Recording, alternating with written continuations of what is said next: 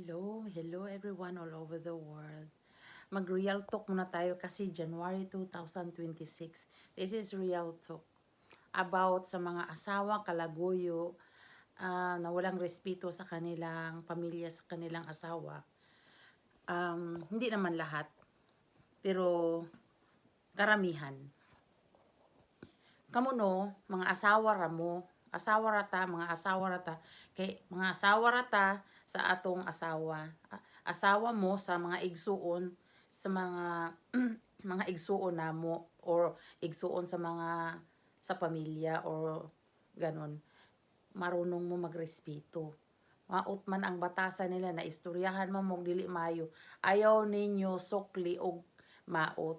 Ayaw ninyo dugangi og kamautan. Og ayaw ninyo kalimti labi na mga taong kanang yung tabang sa inyo na sa zero until nag-successful mo. Sa zero hangtod nakapuyo mo sa laing lugar.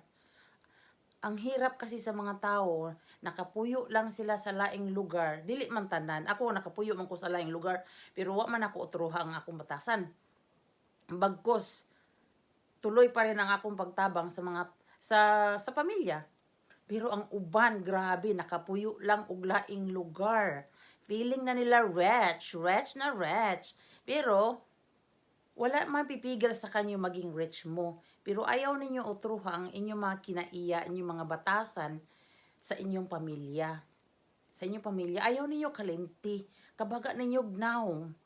Ang mga igsuon or pamilya ninyo ning tabang sa inyo from zero to nag-successful mo or nagpuyo mo sa laing lugar, unya gikalimtan ninyo.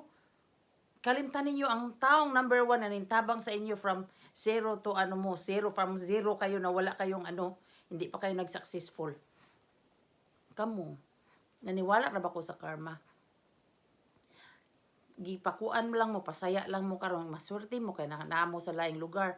Pero I'm sure 100% dili mo malipayon kay ang inyong pamilya gipangkalimtan man ninyo.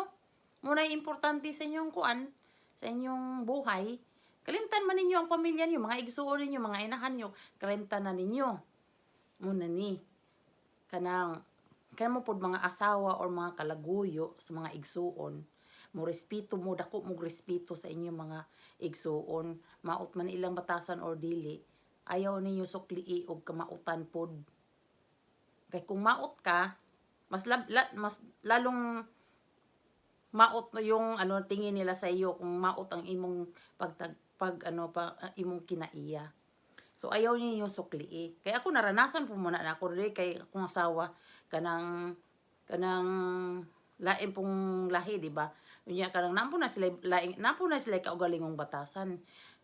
Instead na akong suklian og maot pud na batasan ang ilang batasan gipakita, maayo nga batasan ang akong gipakita sa ila. Respeto ang tawag ana. O sila maka-excrementar, moingon na sila na ay ngano may ngani man ko dili man na siya maot nga batasan. O nagbag-o hangtod karon nagbag-o. Kay dili man maot nga batasan ang akong gisukli sa ilaha.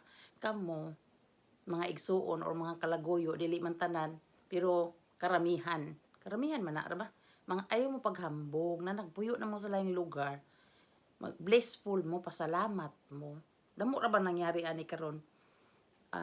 Ayaw niyo kalimti ang mga taong importante na tabang sa inyo from zero to the end. So, mura to magbag-o na mo kay I believe in karma. Mura to